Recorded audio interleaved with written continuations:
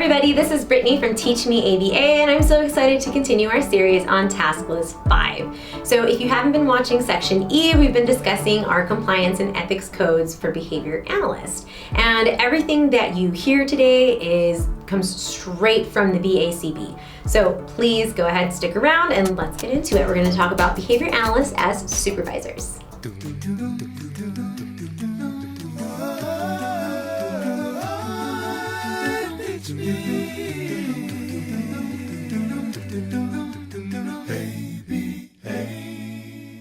So when a behavior analyst becomes a supervisor, this means that they are responsible for the tasks, the training, and the performance of their supervisees. Typically, our supervisees are individuals that are accruing hours for their BCBA requirements. Boy, do I not miss those days. So sorry for everyone that's still working on it. Please, good luck to you. So it's really important that we follow all the BACB requirements while under our supervision. Additionally, RBTs that are our supervisees must adhere to the RBT ethics and compliance standards as well, just so you know. Up next, we're going to talk about supervisory competence. Essentially what that means is that a behavior analyst should only be taking on supervisees that fall within their area of competence. We've talked about this before in our other videos, so please go back and take a look because it's really important. Competence means that we have been trained, we have demonstrated proficiency with that certain type of work. For example, my experience falls within the area of working with children, so I would not really be supervising somebody that currently is working with adults. While I know to some it might not sound like a big difference, but within the fields of ABA, it's actually vastly different. So that's one thing that you would need to consider. Obviously, there are other examples of this, and this isn't to say that you cannot do it, right? Unless you have some help as far as supervision and gain some more insight on it first. Along with competence, we also have to talk about supervisory volume. Now, what that means is that behavior analysts should only accept supervisees for which they could adequately provide supervision to. And by that, it means that it needs to be effective for those supervisees, right? You don't want someone that's helping you who doesn't have the time to help you, essentially. So generally, BCBA interns and RBTs require 5% of their working hours to be supervised. So if I'm to allocate 50% of my 40-hour work week to supervising staff, then that would mean that I can provide supervision 20 hours a week, or supervise the hours of a group of RBTs working for a total of 400 hours a week. For staff members who work full-time, this would be 10 supervisees. However, the math could differ for your part-time employees. Up next is Supervisory Delegation. So when you assign your supervisees work or a task to complete, you need to consider that those individuals can complete those tasks competently, effectively, and safely. Also, that those tasks must fall within the RBT task list for RBTs or the BCBA task list for the interns that are accruing their supervision hours. Therefore, we can't allow the individuals that supervise us to do menial tasks, such as picking up my dry cleaning, although that would be nice. Tasks delegated must be meaningful behavior analytic work. We should ensure that we are training our staff to competence prior to delegating any sort of task for them to complete without us present. Up next is designing effective supervision and training.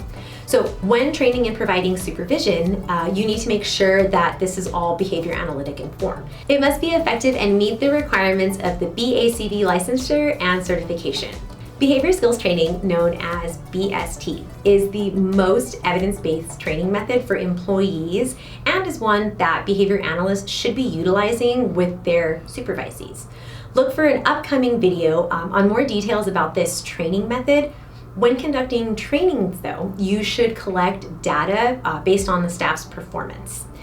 This data is called treatment integrity data, and it evaluates the level of accuracy that a staff member is implementing their clinical intervention, whatever it may be.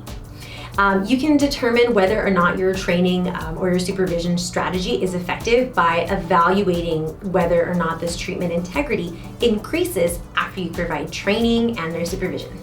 Communication of supervision conditions. So when providing supervision, behavior analysts must provide a written description of the purpose, the requirements, the evaluation criteria, the conditions, and the terms of their supervision with that particular supervisee.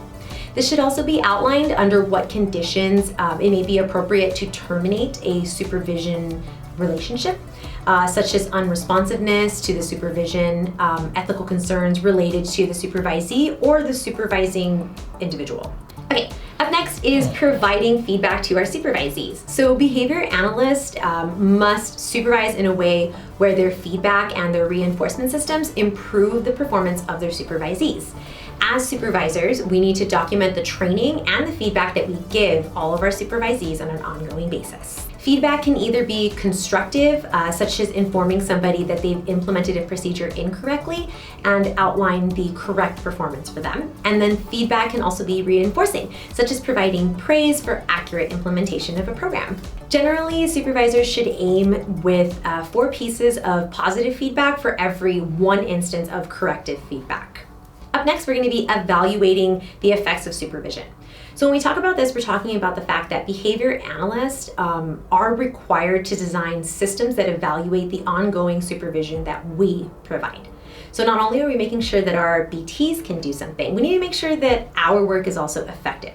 This means that we collect data on our supervisees just like we would for any other client. If our supervision is not improving the performance in desired ways, then we should really adjust the way we approach helping a supervisee. Just like we would change the clinical intervention for an individual that also is not seeing any sort of improvement or change. So I know once again I've given you a lot of information, but again, this information is vital and I wish all of you the best of luck when you're out there studying for the BCBA exam. And have a great day, happy studying, please like, subscribe, and share, and we will see you next week.